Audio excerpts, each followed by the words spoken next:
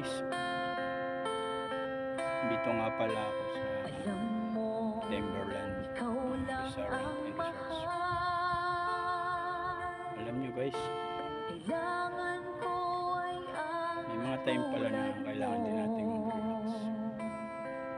Kailangan din natin mag-unwind.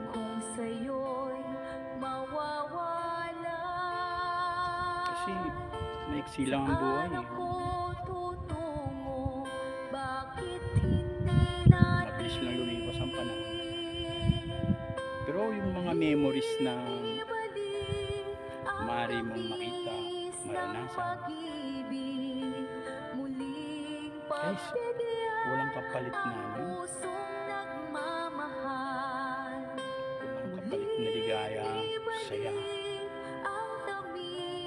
Maniwala kayo sa akin o hindi man. Pag may mga time kayo, free time kayo, go with your family. Mas maganda.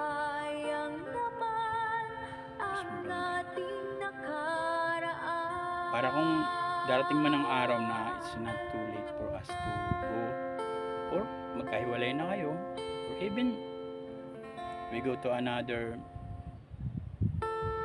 diba, yung lifespan naman natin is maiksi lang, so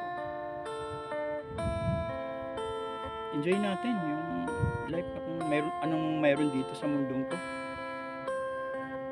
Kaya ako sa ngayon, although medyo nagkakaedad na ako, yun yung goal ko eh, kasi para may contribute man lang ako sa, or may maiiwan man lang ako na bakas sa mga darating na panahon na suggest. Ayan, may video pala na nasabi yung mga bagay na to. Oh guys, totoo. Kailan lang, naglalaro pa lang tayo ng sa kalsada. Before naman, wala pang mga cellphone nun eh, di ba? Pero now, ito na tayo. Adulto na tayo. So, guys, bigyan natin ng time na kasama natin mag-enjoy, mag-road trip, pumunta sa mga magagandang beach resorts, yung hindi nila malilimutan ng family mo na kasama kanila.